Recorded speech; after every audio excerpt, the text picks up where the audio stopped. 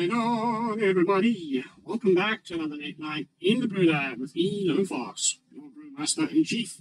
And tonight, in the BrewLab, I'm coming at you from Diamond, baby. It was very smooth, effortless. I've been really enjoying this new way that I'm approaching the game. I have so much going on in my personal life and work and stuff this time of the year that I don't need to get to Mythic on the first day of the month. There's no rush. And when I play like this, it feels more effortless. It feels more relaxing.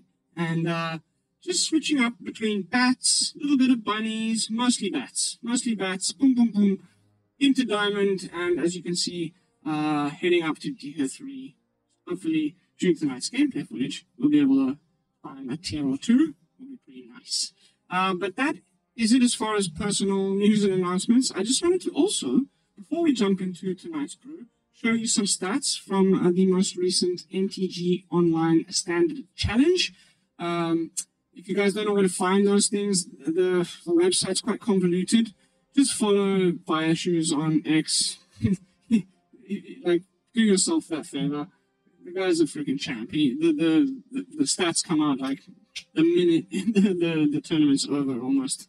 And so just going to bring that up on the screen here. As you can see, Il Nano, so probably a fellow Italian, Forza Italia, completely demolished the tables and came first place with the only deck in the top 8 that's playing a significant number of new cards. And what I found very interesting, as you can see here, it's a Gruul version of what we've already been doing with Gruul in the past. Questing Druid, Monastery Swiftspear, Fugitive Codebreaker, Slickshot Show-Off, like mostly the same stuff as usual. But it does have 4 copies of the new Emberheart Challenger, excuse, beg your pardon, and full playset of Heartfire Hero. But I'll show you guys this list in the client. I've already imported it. It's so difficult to look at stuff like this. But before we go into the deck, just wanted to quickly talk about the rest of the cards in the top decks in the top 8. Boros Convoke, 0 new cards. Boros Convoke, like literally 0 new cards. Boros Convoke. They just took out the 1-drop Epicure and brought in some Charming Scoundrels. That's it. Cool. I mean, if it wins tournaments, is what you have to do. Just pretty annoying that there's just literally 0 new cards. So first place, Gruul Prowess. Second place, Boros Convoke. Third place, Boros Convoke. Fourth place, Gruul Prowess. And then once you get into 5th place, the more slower, control-y, people trying to still play domain or mid-rangey piles, they start to crop up. I found it interesting that they're still completely just going for the domain package with herd migration and leyline binding, even though we don't have the triomes. So definitely a heavier focus on the basics, like 5 planes. There's more basics, and then of course using the surveil lands to get the 2 types, mountain forest, and you know what I'm talking about. And the only new card in this list, Fable Passage. Everything else is old. 6th place, again, the Gruul Prowess. 7th place, interestingly, a slightly modified version of the Orzhov, Caustic Bronco deck, but this one featuring the new Beza and the Zoraline. So I guess in terms of new cards, still the Gruul one beats it out because they've also got the Might of the Meek. So 3 new cards in that one. In the Orzhov here, we've got Zoraline, 3 copies, which I also found very interesting because it's a bat not being played in a bat tribal deck, which I've always been telling you guys was going to be the next evolution. It's the next obvious step. Everybody under the sun that makes content or wants to play with the new cards makes the tribal deck all nice, all rats, all whatever, but then actually what ends up happening is you take the best of those cards and put them together with the old ones, and it seems like Zoraline just fits really nicely in some sort of just generic Warzone mid-range pile without too many bats. Yes, you've got the deep cabin bat, of course, but that's really it. I guess it's really in here as a 4-of because you want to be bringing back your Caustic Bronco and it can crew it, or, saddle it. Interesting. I'm going to have to give this a try. And then final place in the top 8. Again, Boris Combine. So, a little bit boring, but it is, I guess, what it is. There's nothing much you can do about it. It is what happens after rotation. The card pool shrinks, and the meta just gets more aggressive, period. And we will, just have to live with that. I don't have a problem with it. I like aggro, but it will have to wait till Duskmorn and maybe a couple more weeks into this meta for more mid-rangey, control-y decks to rear their ugly head. I think Golgari mid-range particularly is set to make a huge comeback because it's got a couple of new bits and pieces that really push it over the top. And then control will get there. But it'll get there sooner than later, and then the meta will shift again. But it tends to be very normal in a post-rotation format with a new set, especially considering that we have now changed into, these are the first sets that are coming out where they designed them, I beg your pardon, with the 3-year rotation in mind. So I think they'll start to ramp up the power level slowly, and the gap between now and Duskmorn is very short. So yeah, we won't have to live with it for too long. But sorry for the long-winded introduction. Just felt the need to show you guys some stats and let you know a couple of things about the channel. But now, without further ado, let's jump into the Knights of Brew. And all I've done is best of oneify Ilnano's winner deck. So I did promise you I would show you it in the client so that we can actually look at the cards properly. And immediately some things stick out to me. Like, why the Thran Portal? I mean, there's literally only 3 cards in the whole deck that need green. And, like, the ones on the sideboard are also just 1 green, man. It's essentially mono red, man.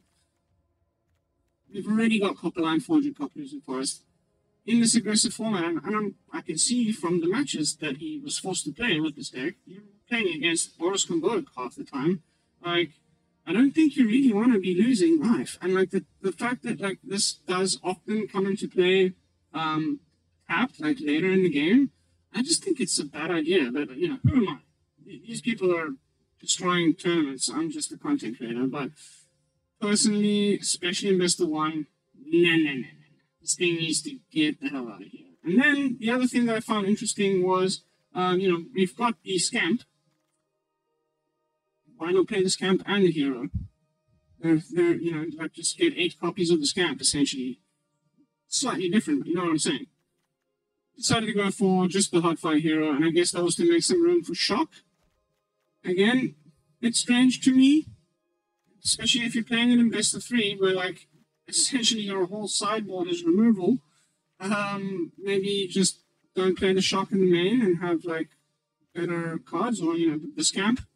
But anyway, those are my takeaways. Who am I to tell Mr. Ilnano, who just took down the event, how to build his decks? But pretty interesting.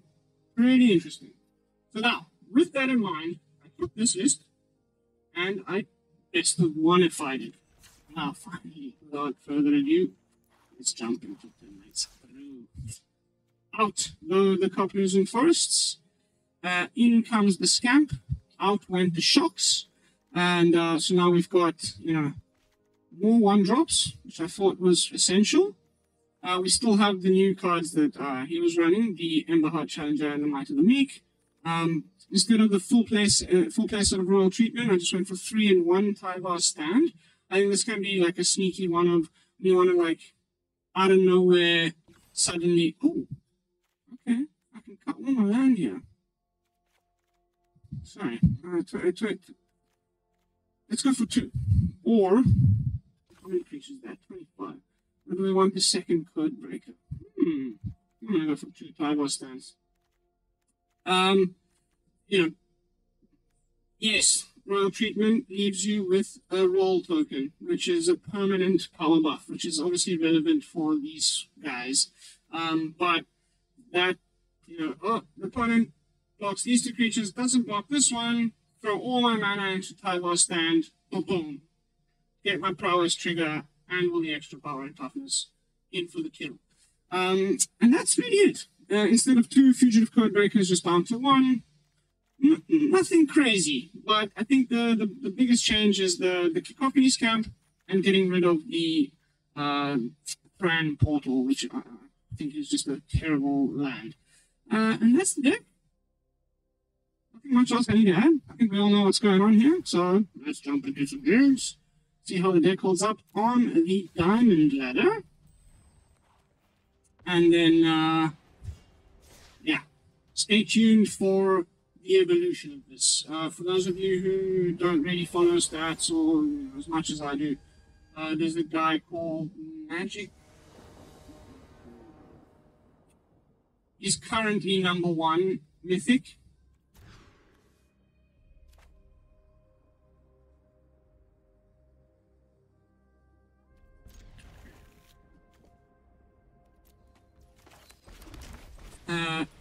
His Rakdos version of this, I think, is honestly better because you get to play the Callous Sellsword. And the Callous Sellsword is really damn nice.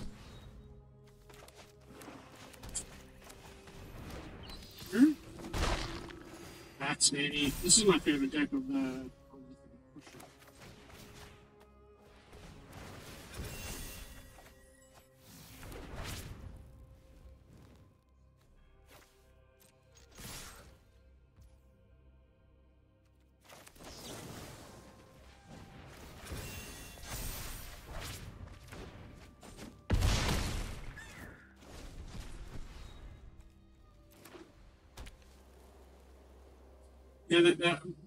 I get sidetracked when I'm focusing.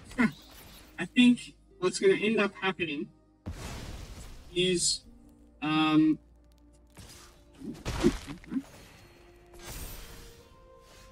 nice.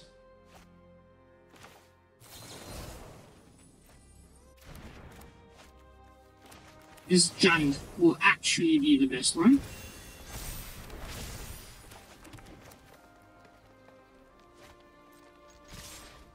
We'll probably block now, finally, and put the counters on the life gainer, which is obviously problematic.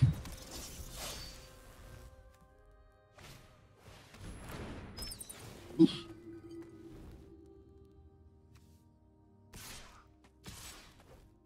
I will attack.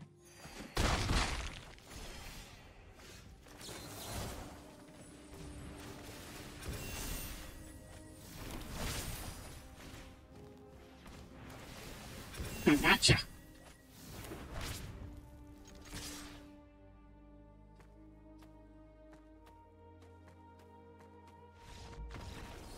I'm going to take this deck, which has pedigree in terms of standard challenges, as we just saw, and the Rakdos variant that's currently the best deck in Best of 1. And I'm going to fuse the two together and make a giant one, which I can't wait for you guys to see. It was already one of my favorite brews from pre-rotation Standard, and we've got such cool new little bits and pieces for it that I really think giant might actually be the way to go. And it's such a light splash of both the green and the black that the mana base will work just fine. I can't wait to show you guys. I've been working on it for a little while.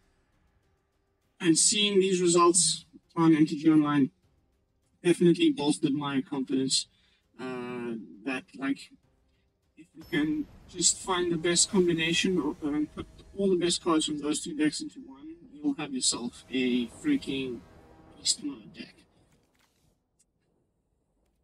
No? Better?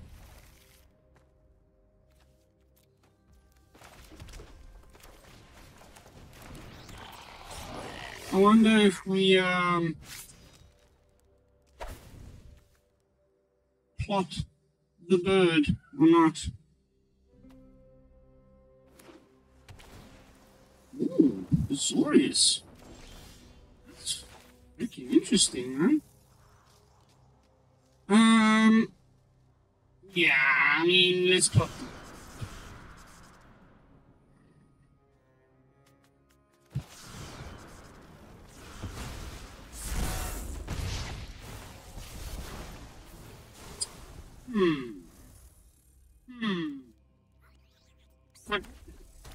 Okay, it's Boros Convoke splashing for, I mean, I guess. Maybe not, maybe it's the main. Pain Train, definitely higher up on the food chain than yours truly.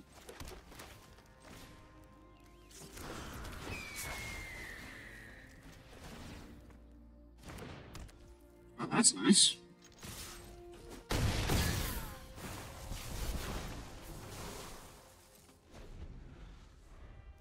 I hope it's not just a temp lockdown now.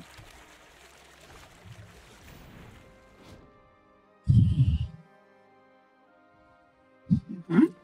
You can still tap for a mana, so let's wait a sec.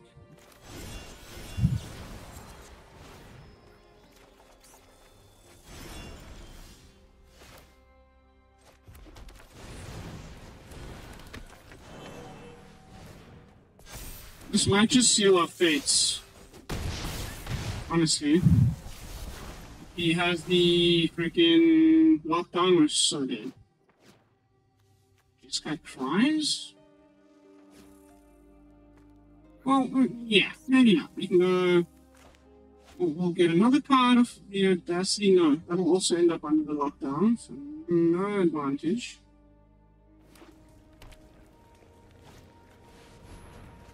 Okay.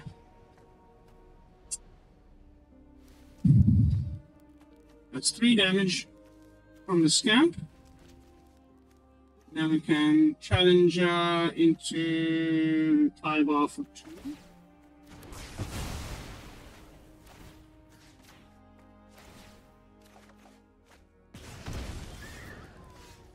Easy peasy. Tyvar for 1.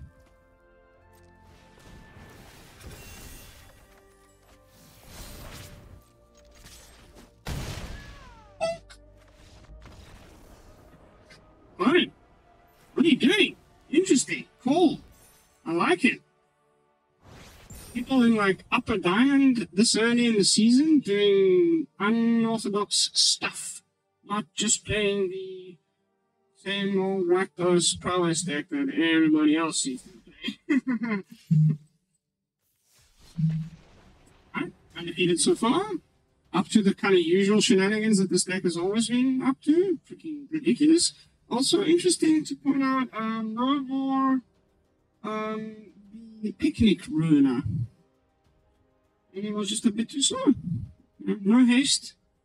It's got to stick around to get the double strike. It was just a little harder to set up the kill. I think, who knows, maybe we can cut the Q. Like, terrible. Wow, that's really bad. Yeah, and put in, you know, one of those. That'll be nice. Ooh, bats again? No. This is gonna be the, I can't remember what it's called, honestly. Cottonmouth Viper? I want to say.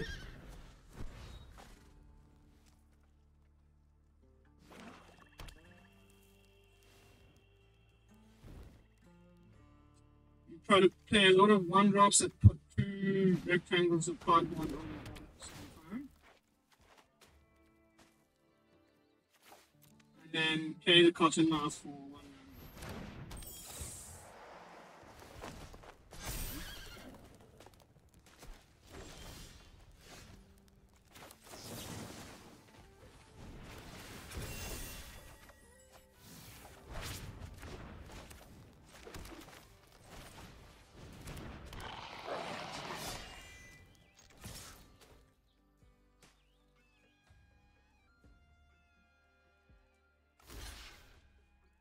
Good on you, mate.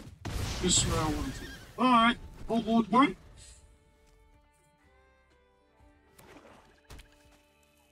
Bring make us discard again now.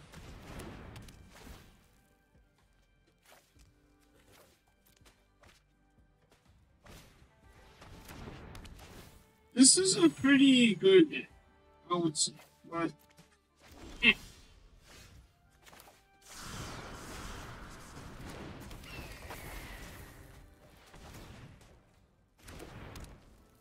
Six, 7, 9 potentially. Quite there yet. Quickly.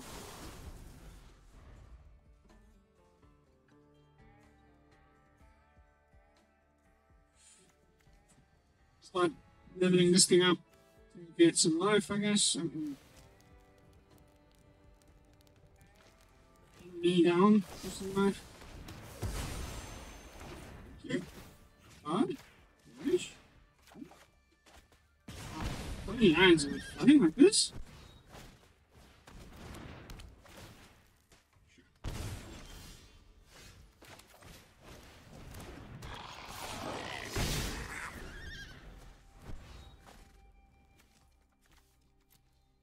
Is it even got the copper or whatever the Viper thing? Maybe.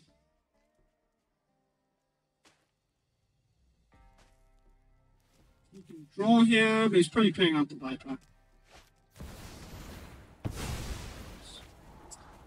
This one's GG, my friends.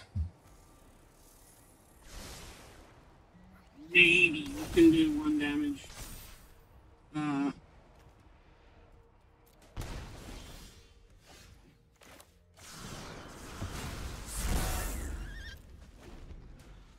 I should have swung with the 30.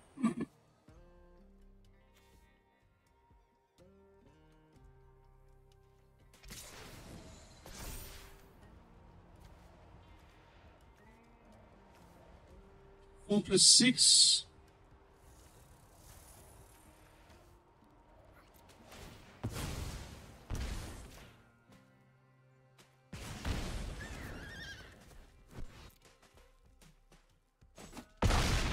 One Monstrous Rage, and we still got this. That was a pretty terrible series of events, so crying out loud. Whatevs. You win. Good job. And let's get in for the attacks. And he's also got removal. Off you go.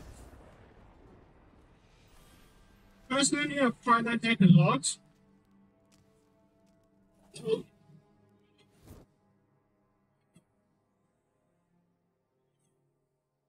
I think it's less about trying to get the Viper down soon, like early, and more about trying to grind, discard, do a little bit of ping damage, get in there with a little 2/2 flying fairy, and then eventually, once the opponent is, out of resources, then you slam them with the Viper later. Don't try and just immediately get it down on turn 3. Chances are go for the throat. You've thrown away all of your permanents to cast it so cheap, and then you're just you're left with nothing. Oh, 1-drop. Man, there's freaking 6 1-drop. 12 1-drops in the deck.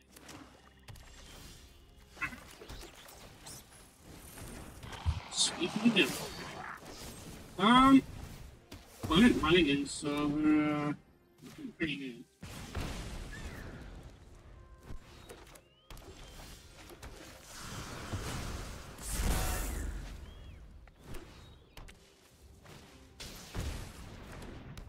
Sure.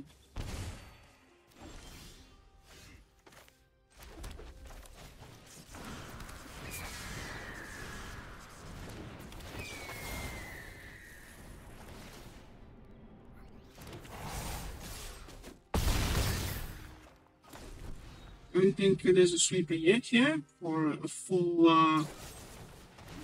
Monty. But if he has another cut down, that's a big ass blow up.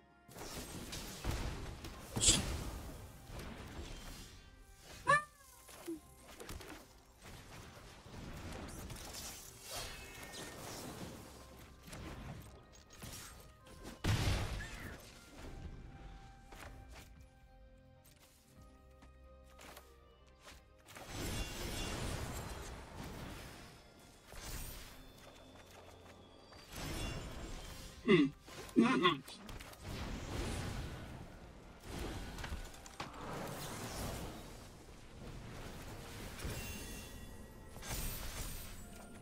Doesn't look like he has anything here. Wish I had one of my freaking save spells, man. Okay. Cool. Oh, it's just playing removal tribal. There we go. It's fine, you're not going to kill my druid.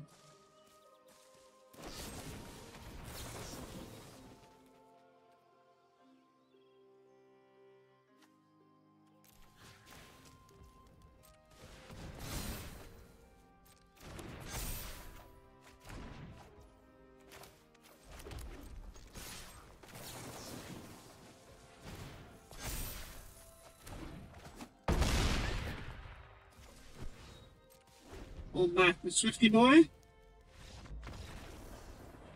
Well, that was a little bit intense. Wow.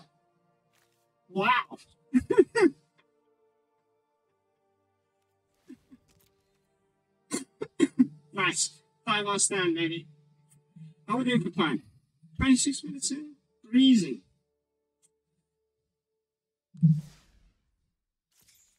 On to the next one. Hopefully a very rapid mythic with these silly aggro decks. I say just because I know what everybody's thinking. But personally, a little bit less of a possibility for amount of brews that can be made with a slightly smaller card pool. Starting next week, I'm going to go back to my usual schedule of every 2 days, if that. Gives me more time to be in the brewing lab and tinkering with the cards that we do have. All the low-hanging fruit's been done, all of the eyeball stuff from the new set. I'm still going to do squirrels and otters. They're not performing that well for me, so. Fantastic opener.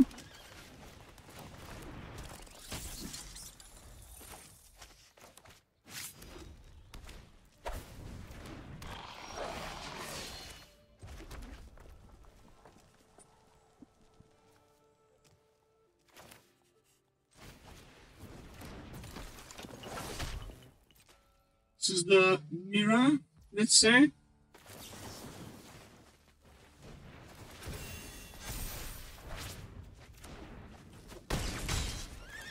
I wonder if it'll be the black land now, or if it's an actual mirror.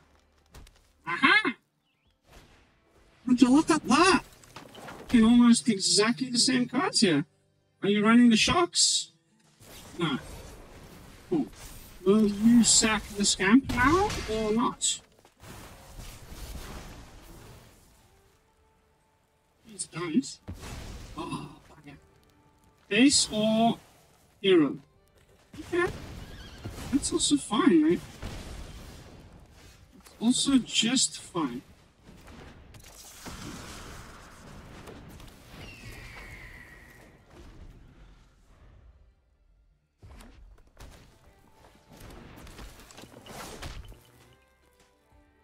I don't think he can just win now with Gruul, because he isn't playing the version of this that has the Calisol sword. I mean, at least I think so.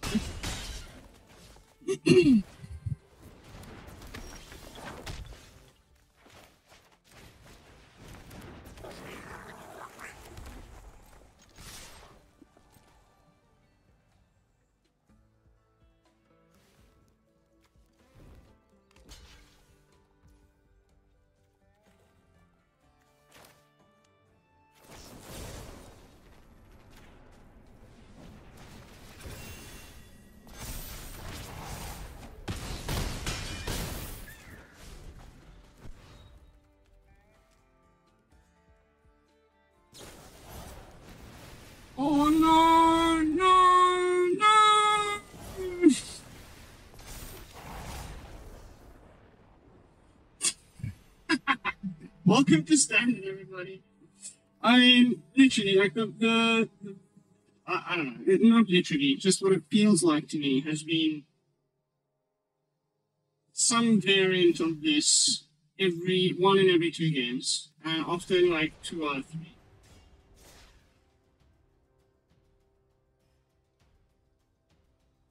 Be it Rakdos, be it Monred, now Gruul, because everybody saw the the results from MTGA Online. Let's see where this can go from here. I think myself included, we're starting to get a little bit annoyed with it, and so what we'll do is try to. Is that a keeper? Again, no. Is try to beat it, you know, try and make some kind of control deck. Personally, bats have been the best for me. Level 1 drop, please. Here you go. Again.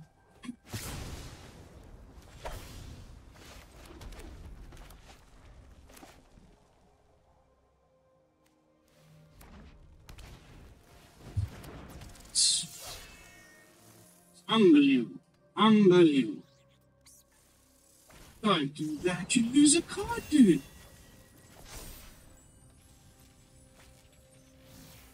We can't pass your Swifty boy now.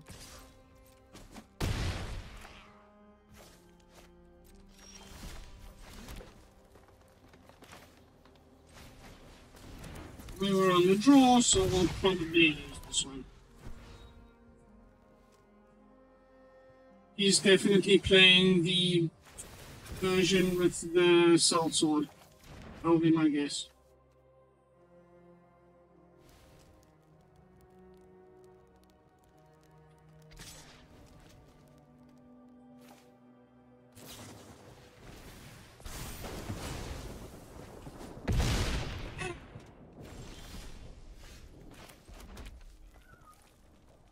There's really no way we'll win this.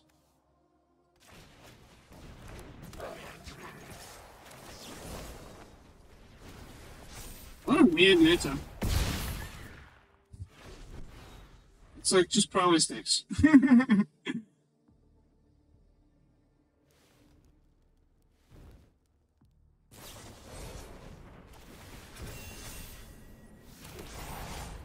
GG, he'll have the Soul Sword in hand. I'm ready to bet big money.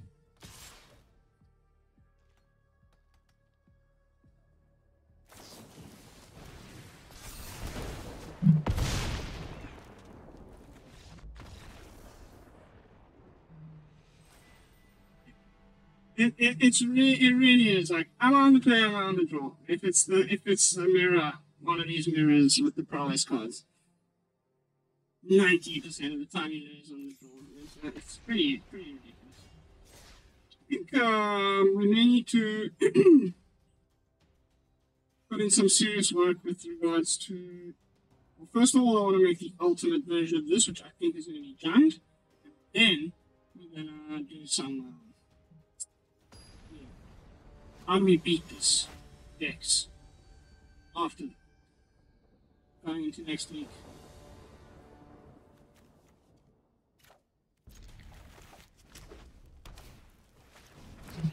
It's insane. It's insane.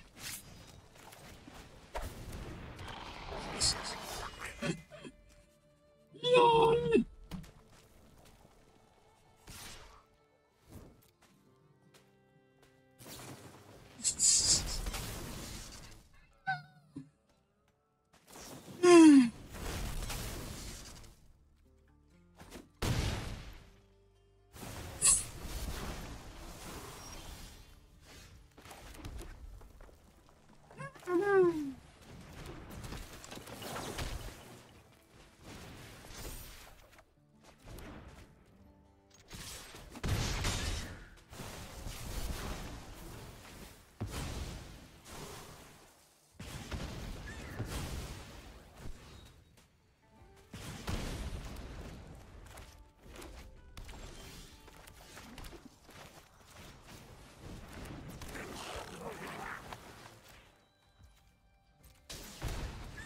See if he has removal. This is the version that's definitely just playing the scamp. When you see the Mirren Blade Splitter thingy. He overplayed his hand there. Nice, back into tier 3. I don't know, I think we've all seen enough of this, guys. So, I think we can just leave it at that. Right, jumping back into the deck with some final thoughts. Let me delete the best of 3 version, and let me just bring up the Rakdos version here. So, we've just spent a good while talking and discussing this at length. The Rakdos version is basically the same thing, but it's got the Callous Sellsword, and my goal for the next couple of days is to fuse these two together into the ultimate Jund Prowess deck. Stay tuned. But that is going to be it for this video, guys. Thank you all so much for watching. As always, don't forget to like, comment, and subscribe. I'll be seeing you all in the next one with most probably a fresh Jund Prowess brew. And until then, this is Lone Fox from the BrewLab signing out. Peace, y'all.